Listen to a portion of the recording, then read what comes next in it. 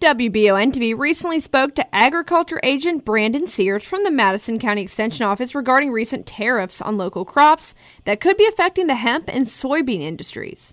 However, Sears explains that here in Madison County, the beef cattle industry is the biggest moneymaker, and recent statutes and laws enacted would not affect much right here. Watch the video to get the details on these changes, as well as Sears' opinion on the need for the Farm Bill and new legislation regarding hemp production.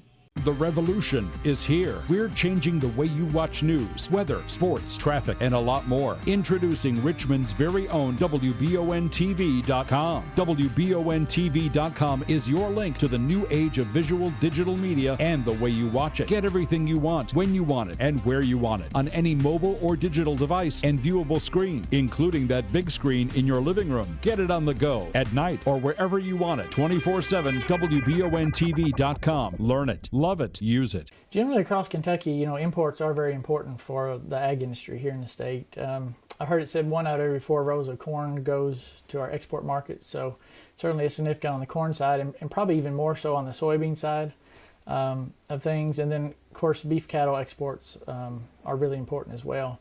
Here in the county locally, we don't really produce that many soybeans, about 1,000 acres or so, and so it had that part of the trade agreement or tariff issues hasn't really affected us. And on corn, it's largely the same thing. We just have 1,500 acres of corn or something like that. So not a real big issue for us. But on the beef side, it really is important because we have a lot of cattle here in the county, almost as many cattle as we do people. So we're number 2 in ranks as far as cattle production in the state for beef cattle. And so it's important that our markets continue to be open across the globe for beef cattle. We've seen some pretty steady exports through the year, actually, and so that's helped our prices be pretty stable through the summer and avoid some of the typical lows in our feeder calves. But as we start to go into this time of year, typically our prices are lower, and we've got a lot of calves coming to market, and that certainly seems to be the case this year. The last few weeks were lower than our market last year, and so it's important that we continue to find markets and ways to move beef through the system here and out across the globe.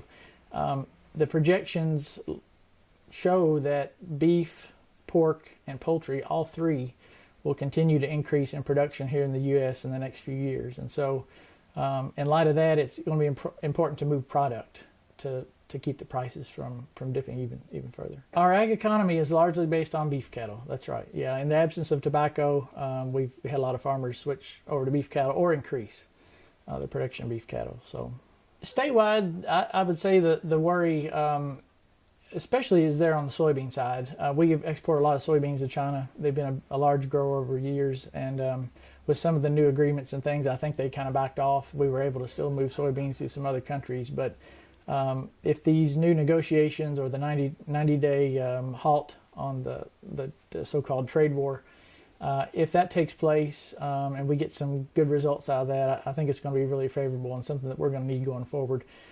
We need a farm bill really bad, and I think some of that will maybe play into some trade negotiations potentially, but it all kind of plays in together.